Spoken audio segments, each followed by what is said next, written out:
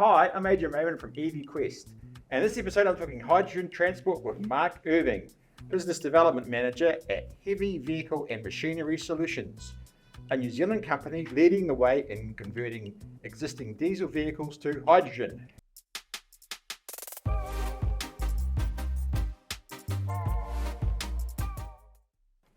Hello, Mark. Hey, Adrian, hi, how are you? Good to talk to you. Yeah, likewise. Yes, some sort of a lot going on in hydrogen I've been reading about. So maybe we could start with sort of the big picture in New Zealand, what's happening. Yeah, perfect timing. So I've just come back from a two-day conference in Wellington. So it's a hydrogen consortium conference, so yeah, nationwide. And what was some insights from that? Well, it was amazing actually, because it even in that 12 months, it's gone through a period of from a lot of people talking about wanting to do some stuff to lots and lots of examples of people actually actioning work. Yeah. So the sector's rapidly growing. It's moving along, starting to catch up a little bit with what's happening overseas. And is there a bit of a sort of more a regional focus? Or where Tauranga, Western Bay of Plenty? There is. I'll sort of give you an overview of the country first. Yeah. So these big players. Yeah, Tauranga sort of fits into that. There is activity in various places across the country. Best way of thinking at it at the moment is probably split into three major sections. So you have the Haringa Energy, which you're probably familiar with, most people are familiar with. So the government has invested into Haringa Energy to produce 4 hydrogen production and distribution facilities located on the North Island. So those will be in South Auckland, Hamilton, Tauranga and Palmerston North, essentially to pick up the long-haul freight network, which is sort of going to underpin hydrogen in the country. The second one is the Obiashi Turapaki Trust. They have a hydrogen production facility in Taupo. They're already generating, but they haven't got any distribution network per se. And then the third major activity that's happening on a domestic sense is that of H.W. Richardson. So very large Richardson group of companies. So 40 companies make up the group, based out of Invercargill. And they've got themselves hands on some really interesting technology from Belgium. And that enables, you don't need to do a full conversion of a vehicle. You can do a partial conversion. So that's an interesting one where it uses hydrogen and diesel in combination.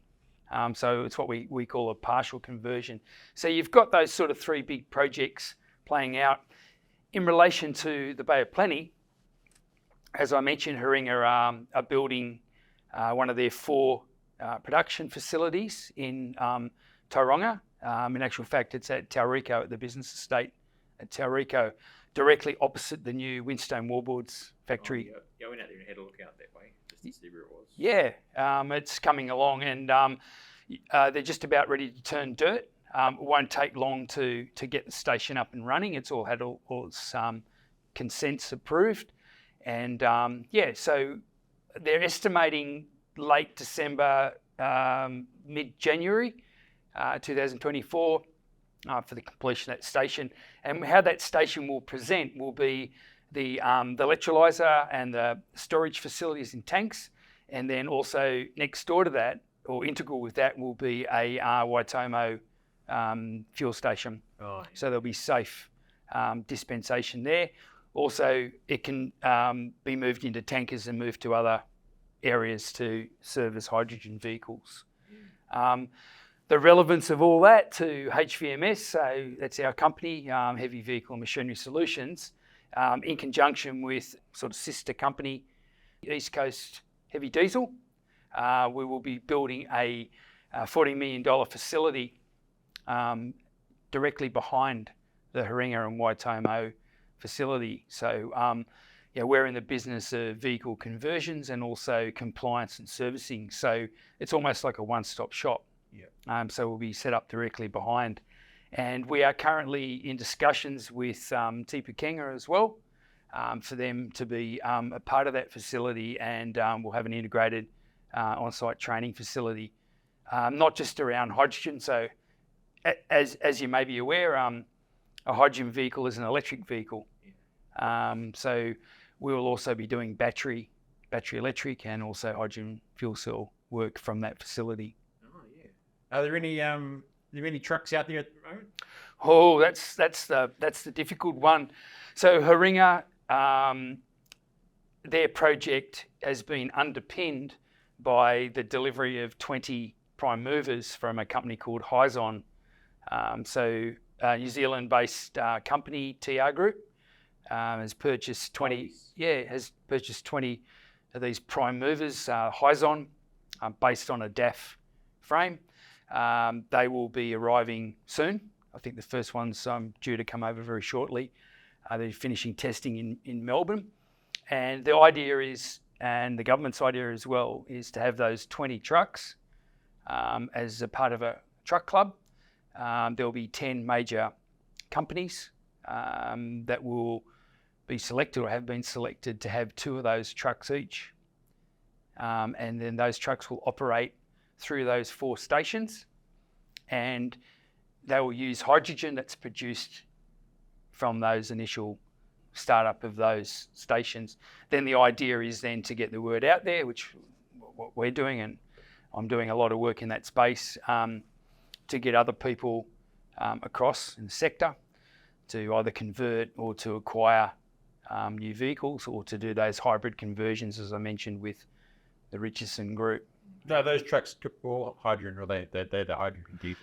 No, they're full. They're full hydrogen Yeah. fuel cell. Yeah. So up here at the moment. So just to clarify, the HW Richardson work in the South Island at the moment is specifically for their vehicles. That group, which includes Allied Concrete, Allied Fuel, they have about 1,300 vehicles on the road, heavy vehicles in New Zealand, and their mandate at the moment is to do conversions on their vehicles, to go through a testing regime. So to give you some scope, they've ordered 10 kits. They've fitted 2, and they're in the process of fitting the 3rd. The first one they did was on show at the Wanaka Truck Show earlier this year. So it's out in public. Yeah. It's awesome. What's it like? I read about it. I think it was on Stuff. I read the article about it. What's it sort of perform like compared to? The drivers love them. Yeah. Anyone that's jumped in electric vehicle absolutely loves. They got instant power. Yeah. In fact, HW Richardson had the second truck they converted. They drove it up to Wellington. Oh, okay. And it was on display there, and they had a prize draw of some people that put the business cards in, and a couple of people got to drive around the streets of Wellington. Oh, really? In the hydrogen truck, yeah. How does it work between the hydrogen and the diesel then? It's just what it is you modify the injectors and manifolds on your existing vehicle, and you have a totally different arrangement. So that's all the IP behind the tech's called CMB Tech out of Belgium. That's the tech that HW Richardson are applying. And then so what you do is you modify your injectors and manifolds. You get a unique solution for that particular motor. And then you work with blending those 2 fuels in. But you can also convert back to 100% diesel. So if you have no supply of hydrogen, which is sort of what's current at the moment, we're trying to build that supply of hydrogen. That truck can work on diesel, but in a perfect situation, there'll be a combination. So at the moment, as a rough figure, they're getting around 40% displacement of diesel. Their optimum, I think they'll sit around between 45 and 50, but there have been trials done in Europe where they've got 60% displacement. So hydrogen's a totally different beast, and if you wind it up too much, you get embrittlement and various other things from the hydrogen gas. So you get other problems. It's a bit like sort of screwing a motor up, trying to get the biggest performance out of it. Yeah. But again, even at the current levels of the 40 to 45% displacement, I mean, that's better than zero displacement. Yeah. So yeah, it's great. So what's Is there like a price difference? Fill up the tank. How's that going? Yeah, probably good idea to give you a reason like why these things are happening here and how they're going to play out and where HVMS sits into all this. So, as you know, Adrian, I've been on the journey pretty much from the start, way back with the Haringa and Obayashi days. And what was happening was people were concentrating on the production of hydrogen and the distribution, hence Obayashi, hence Halcyon with Obayashi, hence Haringa.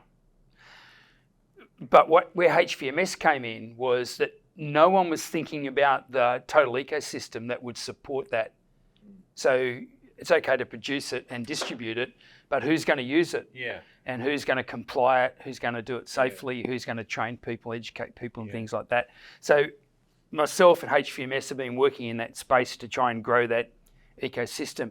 But what we one of our thoughts, and that's what we've based our business on, is that the OEMs, so the original manufacturers, are currently working on hydrogen vehicles in different things, like there's earth moving equipment and there's trucks and there's cars and there's buses and whatever. But the geographical location of New Zealand, our GDP and the sort of percent we make up their market share is quite small, and we're quite remote. So what HVMS is saying is that New Zealand and Australia to some extent will not receive a good supply of those vehicles for a number of years. Number one, hydrogen industry is more advanced in Europe and America and Asia, and those markets will receive those vehicles probably prior to New Zealand and Australia. So that's where the conversions come in. So you probably understand supply and demand. Those OEM vehicles are going to, or are, there are some available, hitting the market at ridiculous prices, 3, 4, 5 times the price of a diesel equivalent. Obviously that'll come down in time, supply and demand. So we're using the number 8 wire solution. Do it yourself and do conversion. So what we're finding at the moment, in really rough terms, that a full conversion is in the order of 50%, 60% cost of a new vehicle. Okay, it's still relatively expensive, but again, supply and demand, over time, those costs will come down. So that you're still obviously using an existing asset. So we're calling it repurposing. The governments across the world have got the 2035, 2050 mandates. How are we going to achieve this? Okay, what do you do with your existing diesel asset? Do you just throw them away? Do you have a big scrap heap? Or do you move towards converting those and repurposing and getting some use out of them? And like an example that we use is like port-related equipment, where that equipment doesn't have to necessarily have shiny hubcaps and run around like a main freight vehicle on the road and be of the highest visual look. It's a more robust vehicle. Often it's it's not that streamlined roadworthy vehicle. It's a safe vehicle. Obviously, it works inside a port, but those vehicles, they get far more use out of them. They're far more robust, and they're absolutely prime for conversion. So yeah, that's what we're finding. So that offers what we call a mid-range. So the OEM's the higher price to the customer. We're talking, fleet operators, right? So the OEM's the highest price. The full conversion is the mid price, and that conversion could be a battery conversion as well, depending on, and that's what's happening at the moment. I'll talk about that a little bit in a minute, but battery conversions. And then you've got the cheaper form of the CMB Tech, the Richardson type conversion, the hybrid conversion, offering a more cost-effective one. But again, you're only getting partial reduction in diesel and displacement in diesel, and you're also still using your existing asset. So they've all got their merits, but they've also got their price points. So that's the sort of tipping point at the moment of where we're at, because people want to change, people need to change, but the infrastructure and the vehicles that you use within that infrastructure are not necessarily at that cost-effective point. So that's, the work that is happening is predominantly amongst the larger corporates, the ones with the sort of deeper pockets, the ones with a more structured mandate to convert.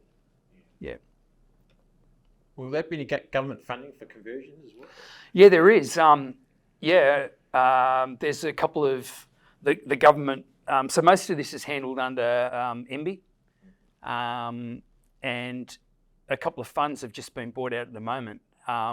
Two of those are particularly related to vehicles, so people can apply for funding to help with that. And then there's another huge fund that they're bringing out, and it's called the Regional Hydrogen Transition, the RHT, and that closed last week for comment, and then they'll bring the full fund out later. But that's a really interesting fund, very similar to what they did with the electric cars, electric vehicles, where the rebate was for the end user. So what they're saying here is, how do we stimulate this sector? The government's thinking at the moment through this RHT is to give the rebate to the end user. Okay, so companies like ourselves are involved in developing regional packages that will deliver a closed system to that end user. So we have a production facility, we have a distribution facility, we have people like HVMS who do conversions, and also new asset acquisitions. That whole package can find the hydrogen price a bit better, and then that then gets offered to the end consumer, the fleets, and then upon use of hydrogen, they'll get a rebate back from the government. So that's the intended system, how it's going to work. I think it's a good system because, what we're finding is the reluctance at the moment, understandably, is from the fleet owners, because they've invested heavily into diesel.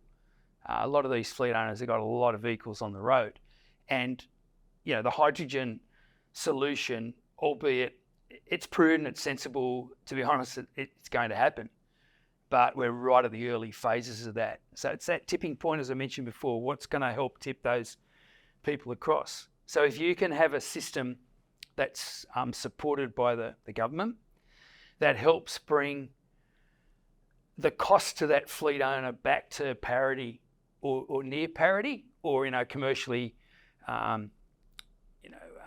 reasonable space. Because bearing in mind, I've been involved with this for now 5 years or so, and a lot of people say, well, diesel's cheaper. But that's not what we're talking about. We're talking about getting a better environment, and what is the cost of that? So if you take a full environmental or a full cost perspective of something, it may cost you more, but what are the environmental outcomes? What's that worth? So that's sort of where the sector is at the moment, and where the thinking is. But back onto the government's plans, and I believe that this will be apolitical. I think irrespective of which government comes in this next election, both major parties are embracing hydrogen. They see the merit in that, and particularly the sectors that it's strong in, those above the domestic car, the buses, the trains, the trucks, the planes. New Zealand's right up there, aren't they? Yeah, well, that was a big topic down at the hydrogen conference. Was that consortium, and Haringa is actually a part of that consortium, along with Fabrum as well. I didn't mention Fabrum earlier, but Fabrum are a New Zealand-based company or a New Zealand company that's producing world quality electrolyzers, and they are involved in that project with HW Richardson. So at the moment, Haringa's main focus is to produce hydrogen in the North Island. We've got the Halcyon guys with Obayashi and Turapaki Trust in Taupo, also in the North Island, and then you've got the Fabrum and HW Richardson guys down south there. Yeah. One question: range. Electric cars. Everyone wants to know what the range is going to be. Is there a range difference in the trucks? Well, it's like the old electric cars. The more batteries you put in, the further it goes. It's a pretty simple equation. Yeah. The more petrol you put in the tank, the further you go. Same works with hydrogen. How many kilos you put into those tanks. So you might have seen the, if you have a look at the Richardson ones, and you can also have a look at the Hyzon trucks that are coming for TR Group. Effectively behind the cab is a vertical stack of what looks like very large scuba tanks. Yes. So the carbon fibre tanks. And at the moment, they generally, the whole width of the truck by the full height, there's about 4 tanks there. And they're sort of working on about a sort of 600, 650 kilometre range. But obviously, if you double the amount of tanks in there, you could double the distance the truck could travel. But 650 is a pretty good range. That's why New Zealand's really in a very good position to showcase this, where hydrogen's what we call a nodal based thing, where you've got a central facility, and it's where you fill, and vehicles go out and they come back to base. They fill up, they go to base, so you don't necessarily need that expensive infrastructure way out along the line. That sort of infrastructure on a smaller scale, smaller vehicles with cars. You've got an electric car, you're here in Tauranga, and you can get back to Auckland and back on full charge.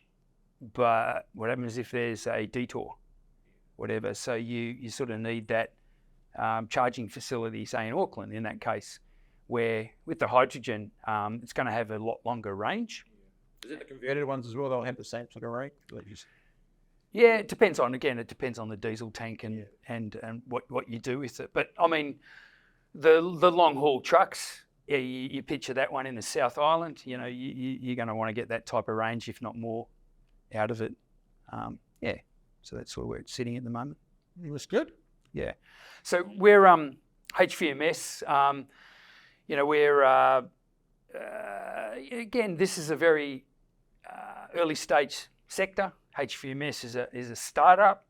We're right at the early phase of what vehicle conversions would look like. And as I mentioned before, it's the tipping point, the cost of it for fleet owners. And we are no different. I mean, we have to get paid for the work that we do, the design work and the conversion type work. And whilst we have a number of customers that we're currently working with in New Zealand, we just managed to secure a very large contract in Thailand, and which has helped us along as a startup, because it's quite a large company. I don't mind saying who it is. It's a company called PTTEP. It's a Fortune 500 company. It is, I think, 155th largest company in the world, and a part of that company controls the crude oil and across Thailand. And also they also own a number of the ports there. And our design contract, so we won a design contract to convert a Scania crude oil tanker. The fleet size in Thailand is 3,000. It's a big fleet.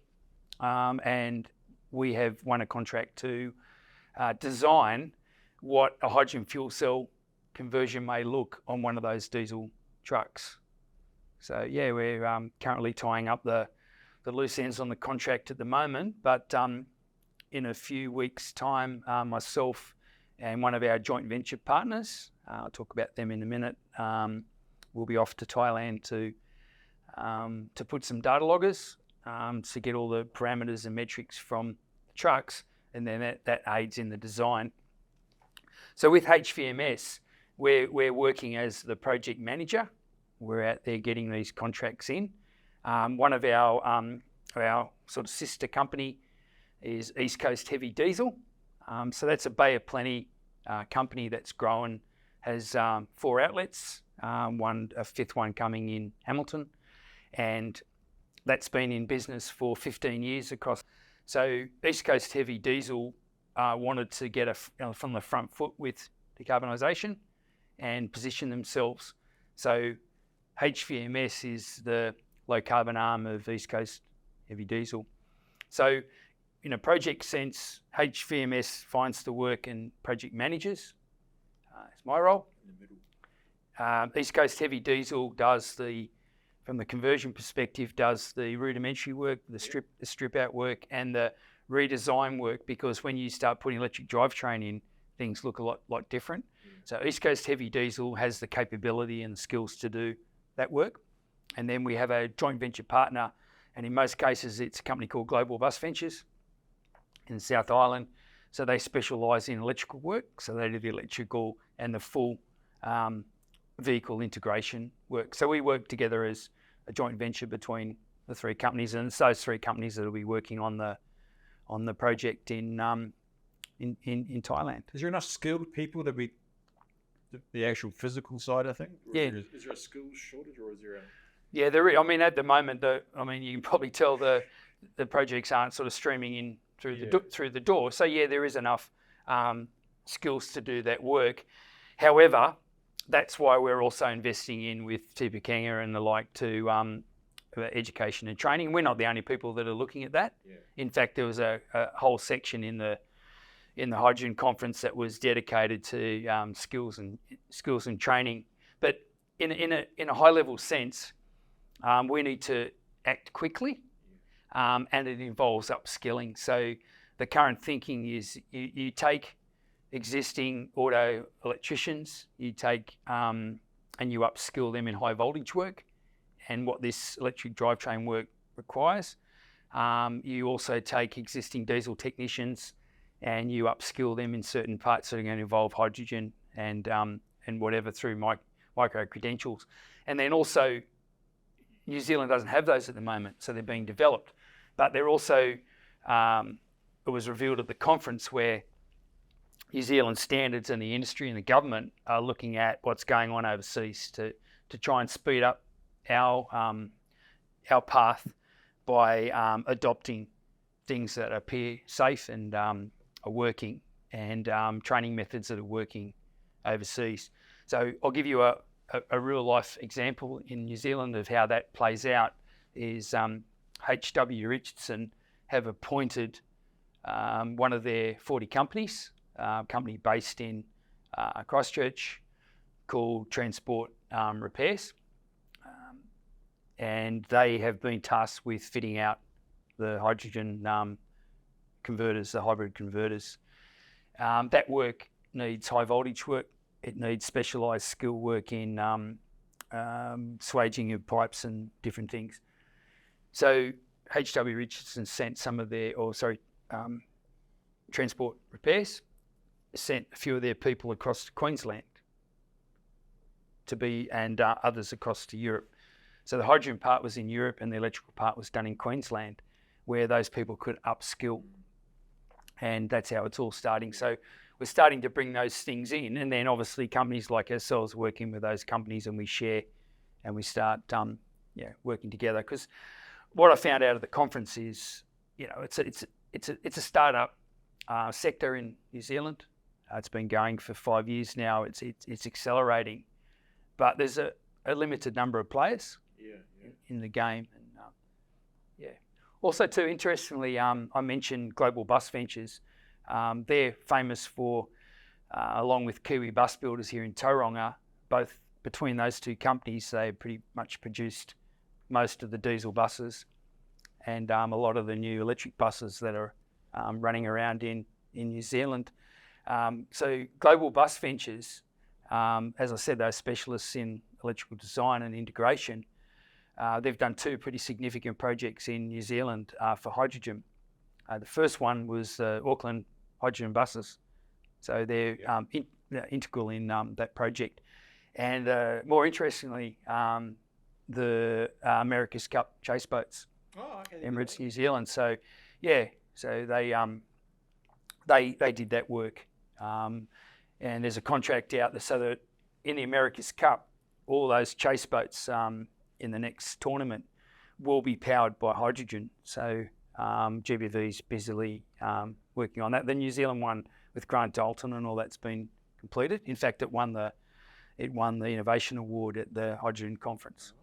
Yeah, so GBV's world level in their skills. But again, back to your original question, they will need more people.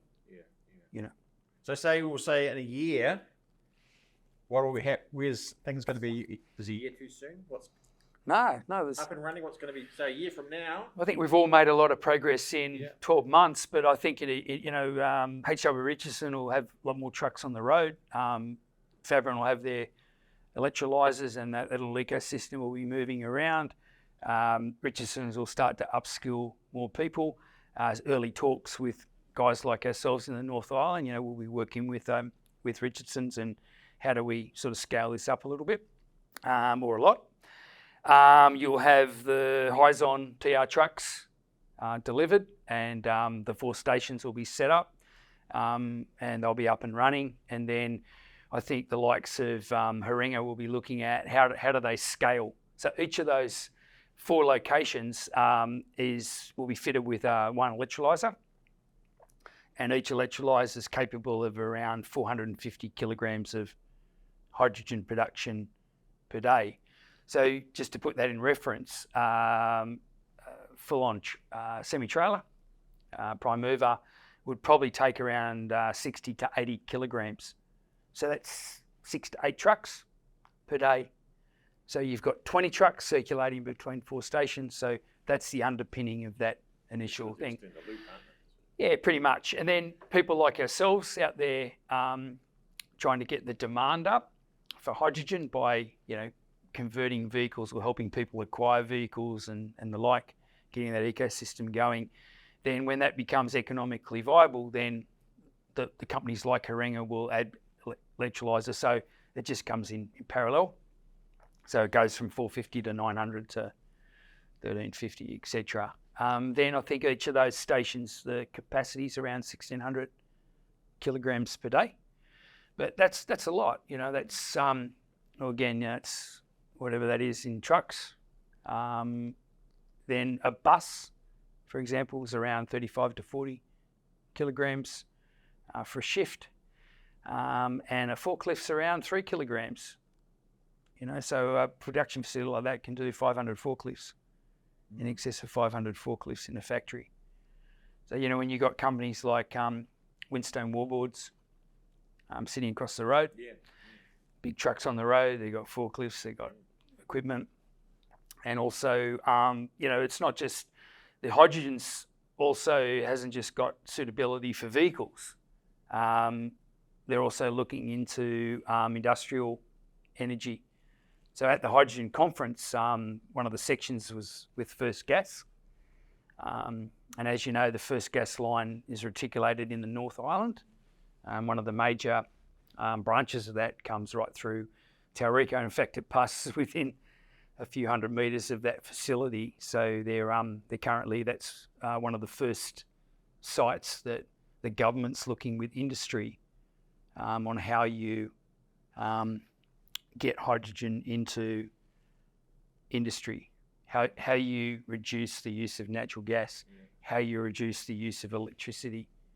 So hypothetically, in the Winstone Wallboards case, they have an 800 metre long production line that makes the jib board, and essentially that's a wet product that's got to be dried out. So currently they use a lot of natural gas in the form of heaters, and also that could be minimised by replacing some of the natural gas with hydrogen. So like we mentioned before with diesel working together with hydrogen, you can also work hydrogen together with natural gas, and you can do a substitution of around 20% hydrogen as a replacement for natural gas if you start increasing the percentage, so if you go right through to 100%, you uncover more problems. Hydrogen's the world's smallest atom. It finds cracks quicker than other.